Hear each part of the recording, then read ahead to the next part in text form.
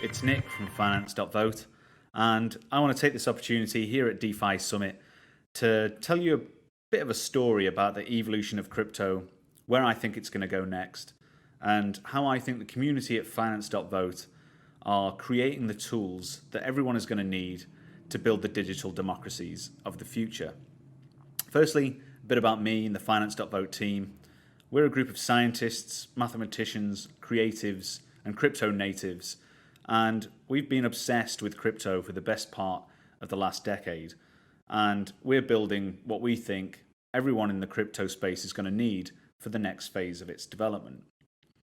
So, over the last decade, I've been working in large institutions alongside researching cryptography and trying to understand blockchain. And inside those institutions, I've been working in governance. I've been trying to design systems that promote people to work together, to collaborate, learn as a collective.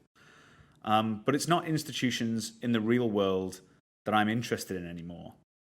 It's the new creative institutions of the internet that we've begun building. So I think these new institutions on the internet are going to need new tools and new technologies, and Finance.Vote is the organization and protocol where those new tools will emerge first. So we basically are a DAO that builds infrastructure for DeFi and other DAOs. And in order to frame where I think Finance.Vote fits into this broader picture, I want to zoom back to the beginning. And to begin our story, we need to talk about Bitcoin. So the Bitcoin Genesis block is basically our big bang event for the crypto space. Satoshi Nakamoto solved one of the hardest problems in computer science, and that allows us to build sources of truth that no one can argue with. And we know no one argues with it because they occur in the most adversarial, high stakes value exchange layer on the internet. Now, what Bitcoin has allowed us to create is money without the state. And that's what I think is basically the first and most important part of this era of crypto. Bitcoin, because it doesn't involve centralized power, is our protection mechanism against hegemonic power. It's the foundation that all of the crypto space has come from. Now, normally, money is controlled by those in power. Those with strong enough military to back up their banknotes, those with the infrastructure to keep the money printers running effectively. Now, this isn't necessarily a bad thing. We need a system of account that facilitates the exchange of goods with one another. Money is the technology of collaboration. But without an alternative, we're stuck hoping that those in power use it wisely and don't take us into dark directions. Bitcoin is money without the state, and that's where our revolution begins. More recently, we've seen the next logical progression in where the crypto space is going. And the next logical progression is doing all the things with money that have typically been carried out by those kind of guys in suits in Wall Street. The kind of stuff we do with money, like borrowing, lending, and trading. And normally those guys in suits take their slice of the pie. Now, we've just built DeFi, and this allows us to do that kind of stuff without the middlemen. And we do that with smart contracts. This is what makes our money programmable. Now, anyone can make their own money, and anyone can play with it in any way that they want. We can make tokens. We can give them to people who contribute to a system. We can build markets without exchanges. And we can do anything that Wall Street can do, and probably more. We're just getting started with this, but it's starting to look like it's not the guys in suits who are going to build the next iteration of finance. It's the degens that are the future of finance. The next phase of the crypto space is when it starts to get a little bit more difficult. If you want to replace those guys in suits in the middle, you need governance. This is where the rules of the game aren't just fixed forever, they change to improve themselves, and they change to adapt to the environment. Governance is what moves us further away from the protocol and more towards the social layer. That's where digital democracies are born. At the heart of every decentralized technology that is more than just money, you're going to need a DAO. DAOs are decentralized organizations, and organizations are the building blocks of civilization. We're about to build new building blocks. And these things are going to form the heart of a digital universe that is opening up and creating a new paradigm in human coordination and collaboration. The important thing about DAOs is that they decentralize trust. They diffuse power among participants. And this is important because it means that DeFi can be decentralized. It gets rid of management keys. It turns multi-sigs into tokens. What's important is that you manage those tokens correctly. And we're building the tools that will allow people to pop up a DAO as quickly can people can pop up a website right now. So sooner or later, we're going to have a financial layer to the internet that is better than one than we have in the real world at the moment. It's going to be more agile, cheaper, more democratic, more open. Once we've got all that, then we can get to the real business of building technologies that are owned and governed by the people that use them. I really believe that every app will be replaced by a dApp. Every technology that extracts value from us and sells our data to the highest bidder will be replaced with platforms that distribute value and share it fairly among the network participants. Right now in the crypto space, we're just about building away from the protocol layer. So we're moving away from the protocol and we're building into the second layer of these systems now. And these second layer solutions is what's going to make blockchains viable for dealing with all the crazy things that we like to use the internet for. And they're going to make it so we can do that without costs spiraling out of control as we've seen recently. Once we've got that done, we can start plugging humans into blockchains. And it's humans that are going to power these new democracies of the future. Now, in order to get all this done, we need voting technology. Voting technology turns dialogue into numbers, and it's numbers that blockchains are best at. Specifically, I think quadratic voting can take human complex discourse and break it into easily verifiable signals that can fit into a blockchain. Here at Finance.Vote, we're building the technology that will allow us to turn conversation into action, discourse into code. We're building the consensus layer for DeFi, and that will allow us to build more than just dApps, but digital institutions that are truly governed by the crowd. We've just begun a process of rapid decentralization, whether we like it or not. The pandemic's basically shut down our offices and pushed us into remote work. Businesses without the ability to decentralize have shut down and may never come back. We've seen rampant money printing, which is starting to manifest as real inflation on the ground. And I think it's fair to say the need for a hard, scarce money is becoming more real by the day. Recently, we saw the crypto market top $2 trillion, and the crypto prophecies have started to become terrifyingly real. It's starting to look like we're going to need these technologies sooner rather than later. There is a problem though. The crypto space, as it is right now, is the Wild West. Permissionlessness comes at a cost, and DeFi takes the brakes off innovation. The previously gated world of centralized exchanges and traditional trading venues are all but dying. And now anyone with a computer can launch their own money and at least pretend to be building something real. So where does that leave us? Thousands of rug pulls a day, unfair token distributions, manipulated markets. And there's far too many projects with far too many tokens for anyone to rationally understand. I think this leaves us at the ape phase of our digital evolution. We're just discovering the tools that are the fire, clubs, and shelter of our new digital worlds. We're not just early, we're at the very, very beginning. Here at Finance.Vote, we're building a suite of dApps that will do for DAOs what Google and Microsoft have done with their application suites for meat space organizations.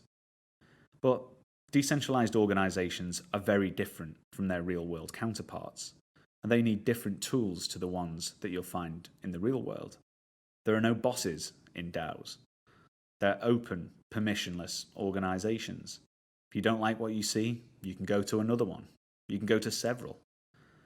The best DAOs will be creative institutions in the digital world. They will adapt, grow, and feed off the creativity of a distributed group of pseudonymous characters that can turn up when they want and do whatever they want. Some of those people will find a collective that is working on something they're interested in. They will build a relationship with people in a DAO. They will build things together that no one has ever imagined before. And this is where I think the really exciting next phase of the internet is going to be. In the decentralized world, the blockchain is your spreadsheet. Tokens are your money. NFTs are your identity. You will file memes, not reports. The tools that we're making are designed to build fairer solutions and bring a lawless order to the digital Wild West. Our dApp suite that we've been building for the last several months is pretty much on chain. And we're going to be talking quickly through what each of these dApps do. So we've got an auction system, and it's a system that is designed to find the fair listing price of tokens. It does that by iterating through price and supply over the course of about a day.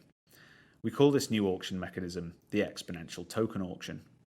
The important thing about this is it bootstraps liquidity. So the ether that's collected throughout the auction can only move to a decentralized exchange, and it locks it there, ensuring that the creators of this market can't run off with those assets until the market has fully developed. In this system, there's no pre-sale allocation games, no staking to access. It's not a place to engineer a pump and dump. It's just open, permissionless price discovery. We've built a new version of this, which we call the binary search auction. And the purpose of this one is to discover the price of single assets, NFTs. And what this will do, it'll allow DAOs to not only purchase NFTs, but curate and sell them whenever they want. So price discovery of new digital assets is the foundation of what DAOs will need to do to manage their treasuries and bootstrap themselves into existence. So Auction.Vote is a launchpad, but fair. Next up, we've got our liquidity mining system.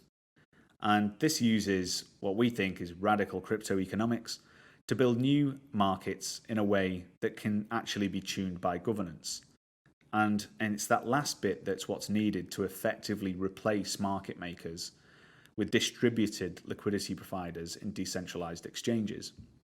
The important thing here is, like many things in our system, it's designed to stop whales easily taking everything. It ensures that even small token holders can play market maker and ensuring a fair distribution of tokens over time. Yield.Vote uses a combination of quadratic voting and Harburger taxes to broker the sale of protocol property. Owning a share of network emission is the property rights of the future. And this is the system that will bring it into reality. This is yield farming, but done right. Next up, we've got Bank.Vote. Bank.Vote is not a bank. It's a trustless vesting and token storage system that distributes assets to network participants in a way that makes emission schedules predictable, trustless, and fair. It's also a decentralized payroll system that will allow people who want to work for a DAO to receive payment in a way that minimizes supply shocks to the market but gives them predictable payment over time. Building a big treasury is one thing, but spending it is another. And Bank.Vote streams money to people who bring value to the network, and it also effectively rug-proofs the economy, stopping less trustworthy actors ending the game before the other players are ready to stop playing. Next, we have Markets.Vote, which is our prediction market system, and it's designed to curate the crypto space. Around now, we have 100,000 tokens a year, but in the future, it'll be 100,000 tokens a day. Markets.Vote builds curated lists on each of the chains in the multi-chain space, and it discovers what the best tokens are, and that's constantly sorted and reorganized by the network participants. And we do this by paying users to make predictions and select the best tokens. So it doesn't matter how many tokens there are, we'll always have the top tokens on each chain. In order to do this, it uses a decentralized identity system that forms Sybil resistance and implies an economic cost to swinging consensus. This, we think, is the foundation of futarchy, a prediction market-based governance paradigm that will encourage data analysis and discourse on the quality of decision-making. Using this program, we will vote on beliefs, vote on values, and bet on beliefs. Next up, Influence.Vote. This is the first app in our second layer governance suite, and it uses both NFT and token-gated decision-making to build high signal-to-noise dialogue about anything DAO participants want to talk about. This is decentralized content curation and will allow creators on the internet to turn their feeds into DAOs. This is the core of our sense-making system that will capture the desires of DAO participants and make sure token holders of any size are listened to and heard. These are our 5 dApps that make up our dApp suite so far. And that's not all we're doing. We're also building our way into the metaverse. And to do that, we've built a 3D world that will house our digital auctions. This is a shared space for our users who will populate it and make it their own. It's a venue for our partners to rent out, host parties, curate collections, and sell their goods. We imagine that each of our dApps will become the infrastructure for more elaborate and expanding digital worlds into the future. This is just the beginning, and where it goes, we've got no idea. So where are we going next? We've been alive DAO now for about 7 months, and we're coming close to the end of the first phase of our network, which we called Obelisk. We've got over a dozen dApps in our roadmap, but we plan on letting our users decide where we go next. And with that, we've built a non-linear roadmap, which our users are going to start directing us around very soon. By the end of this phase, the next one we call Pyramid, we'll be handing over all the power to the token holders by the end of it. And in the third phase, Starship, we expect the whole development trajectory to be completely out of our hands and going in directions we could have never imagined on our own. So we're building this kind of big decentralized organization, but doing so in a way that any other people can pick it up and use the tools we've created for ourselves. So we're paving the path to decentralization so that others can walk behind us. So in order to show people how this is going to work, we're going to be launching more DAOs from ourselves, from our organization in the future. And we're going to be using each of our tools in different ways that showcase the ways that they can be used across the internet. Importantly though, it's going to be the FVT holders that direct this all. We're going to be using our own applications and our own governance tools to give FVT holders a voice and showcase how DAOs can be built in the future. So in summary, we're not just about to enter a new phase in the evolution of the crypto space, but a new phase of humanity generally. That will be built around global and decentralized collaboration. We do this at a time when we need these technologies more than we ever have before. We need tools for collaboration in a world that's increasingly driven by platforms that profit from making us angry. Free speech is going to come under attack, but our technologies are unstoppable, censorship resistant, and decentralized. The future of the internet will be built on digital democracy, and by harnessing a work and collective intelligence of a vast pool of people, we will be able to build things that right now we consider completely unimaginable. So join a DAO, build a DAO, change the world.